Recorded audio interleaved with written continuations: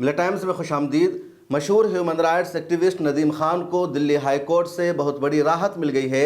उनकी गिरफ्तारी पर अदालत ने रोक लगा दिया है। साथ ही अदालत ने नदीम खान को कहा है कि उन्हें इन्वेस्टिगेशन को ज्वाइन करना होगा और कौमी राजधानी दिल्ली में ही रहना होगा। दिल्ली छोड़कर नदीम खान नहीं जा सकते हैं। नदीम खान के बारे में पिछली वीडियो में मैंने आपको तफसील से बताया था कि नदीम खान मशहूर ह्यूमन राइट्स एक्टिविस्ट है, APCR के सेक्रेटरी जनरल हैं और हिंदुस्तान में जहां कहीं भी मुसलमानों पर ज्यादती होती है, किसी मुसलमान की मॉब लिंचिंग होती है, कहीं हेट क्राइम का मामला आता है, किसी के घर पर बुलडोजर चलता है, किसी के खिलाफ एक्शन लिया जाता है, तो नदीम खान वहां मदद के लिए पहुंचते हैं और अदालत से इंसाफ दिलाने की कोशिश करते हैं। APCR के पास लॉयर्स की बहुत बड़ी टीम है और हर जगह APCR अपने वकीलों के जरिए मजलूमों की मदद करने की कोशिश करती है। मुसलमानों की भी, ईसाइयों की भी और दीगर तमाम मजलूम तबका की APCR की तरफ से मदद की जाती है। लेकिन पिछले दिनों यानी 30 नवंबर को दिल्ली के शाहीन बाग में नदीम खान के खिलाफ FIR दर्ज की जाती है और सिर्फ 5 घंटे के अंदर ही दिल्ली पुलिस दिल्ली से बेंगलोर पहुंच जाती है। बेंगलोर में नदीम खान अपने भाई के घर पर थे और वहां दिल्ली पुलिस ने नदीम खान को गिरफ्तार करने की कोशिश की। 5 घंटे तक पुलिस ने डिटेन करने की कोशिश की, हिरासत में लेने की कोशिश की, लेकिन दिल्ली पुलिस जब हिरासत में लेने में कामयाब नहीं हो पाती है तब दिल्ली पुलिस ने नदीम खान को नोटिस इशू किया और कहा अगले 6 घंटे के अंदर दिल्ली के शाहीन बाग थाना में नदीम खान को हाजिर होना होगा और इन्वेस्टिगेशन को ज्वाइन करना होगा। नदीम खान हाजिर नहीं होते हैं। इधर नदीम खान ने दिल्ली हाई कोर्ट का रुख किया। नदीम खान की तरफ से सीनियर वकील एडवोकेट कपिल सब्बल ने दिल्ली हाई कोर्ट में बहस की और कहा दिल्ली पुलिस ने जिन बुनियादों पर FIR दर्ज किया है, दिल्ली पुलिस ने जो इल्ज़ाम लगाया है नदीम खान पर, वो बेबुनियाद है, हकीकत के खिलाफ है और इस तरह की दफात में, इस तरह के सेक्शन में गिरफ्तारी का कोई सवाल ही नहीं बनता है। इसलिए नदीम खान की गिरफ्तारी इलीगल है, गैर कानूनी है और दिल्ली पुलिस को नदीम खान को गिरफ्तार करने का राइट नहीं होना चाहिए। दिल्ली हाई कोर्ट के जजेस ने अर्जी पर सुनवाई करते हुए नदीम खान को राहत दे दी है। उनकी एंट्रीम बेल की अर्जी को एक्सेप्ट कर लिया है। लेकिन नदीम खान को ये जो राहत मिली है, गिरफ्तारी से जो जमानत मिल गई है, ये सिर्फ जुमा तक है। जुमा के बाद दिल्ली हाई कोर्ट का कुछ और फैसला हो सकता है कि जुमा के बाद नदीम खान की गिरफ्तारी पर जो रोक लग गई है वो रोक ख़त्म हो जाए, दोबारा दिल्ली पुलिस नदीम खान को गिरफ्तार करने में, हिरासत में लेने में कामयाब हो जाए, फिर दिल्ली हाई कोर्ट का फैसला आ जाए और नदीम खान को मुकम्मल तौर पर गिरफ्तारी से छूट मिल जाए, उनकी गिरफ्तारी पर दिल्ली हाई कोर्ट रोक लगा दे। फिलहाल जुमा तक ही नदीम खान की गिरफ्तारी पर रोक लगी है इंटरिम बेल के ज़रिए और नदीम खान को दिल्ली हाई कोर्ट ने कहा है कि उन्हें इन्वेस्टिगेशन को ज्वाइन करना होगा, उन्हें पूछताछ में, इंक्वायरी में दिल्ली पुलिस को मुकम्मल तौर पर सपोर्ट करना होगा, ताउन करना होगा, कोऑपरेशन करना होगा।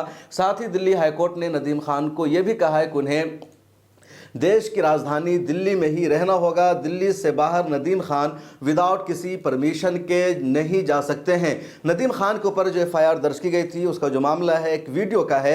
जमात इस्लामी का एक प्रोग्राम था और उस प्रोग्राम के दौरान नदीम खान ने APCR का एक एग्जीबिशन लगाया और उस एग्जीबिशन में नदीम खान ने जो लोग जेलों में बंद है, जैसे उमर खालिद, खालिद सैफी या जिन लोगों की हलाकत हुई है मॉब लिंचिंग के इल्ज़ाम में, जैसे मोहम्मद अखलाक, पहलू खान, रोहित वैमूला और दूसरे कई लोग हैं, तबरेज़ अंसारी, इन सब लोगों की इन्होंने तस्वीर लगा रखी थी। उसके अलावा बुलडोज़र की तस्वीर लगी हुई थी और नदीम खान वीडियो में ये एक्सप्लेन कर रहे हैं, बता रहे हैं कि APCR इस तरह इन मजलूमों की कानूनी लड़ाई लड़ रही है, हम इनका इस तरह अदालत में केस लड़ रहे हैं, इनको इंसाफ दिलाने की कोशिश कर रहे हैं।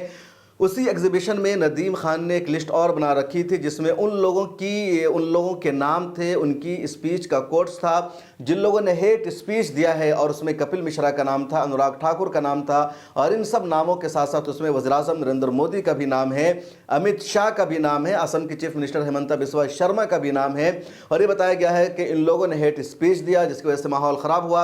ये वीडियो सोशल मीडिया पर वायरल हो जाती है। कुछ लोगों ने इसे यूट्यूब पर अपलोड किया, इंस्टाग्राम या ट्विटर पर अपलोड किया। उसके बाद कुछ लोगों ने दिल्ली पुलिस को टैग किया और कहा कि जो आतंकवादी है, जिन लोगों ने क्राइम किया है, जो दिल्ली दंगा के मुजरिम हैं, जो दीगर वाक़यात के मुजरिम हैं, उन लोगों के साथ साथ देश के प्रधानमंत्री और होम मिनिस्टर की तस्वीर लगाई गई है।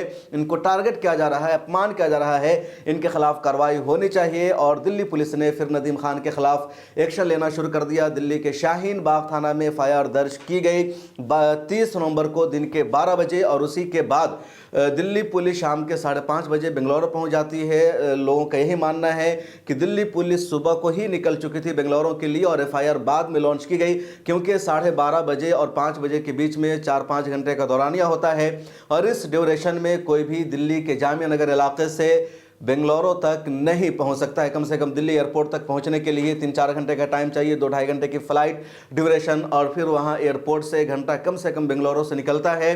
तो बात साफ है कि दिल्ली पुलिस पहले ही निकल गई थी। उससे एक दिन पहले 29 नवंबर को रात में भी दिल्ली पुलिस 20-30 अधिकारियों के साथ एपीसीआर की ऑफिस गई थी। ऑफिस बंद थी तो जो वॉचमैन और वहां लोग थे उनसे पूछताछ करने की दिल्ली पुलिस ने कोशिश की।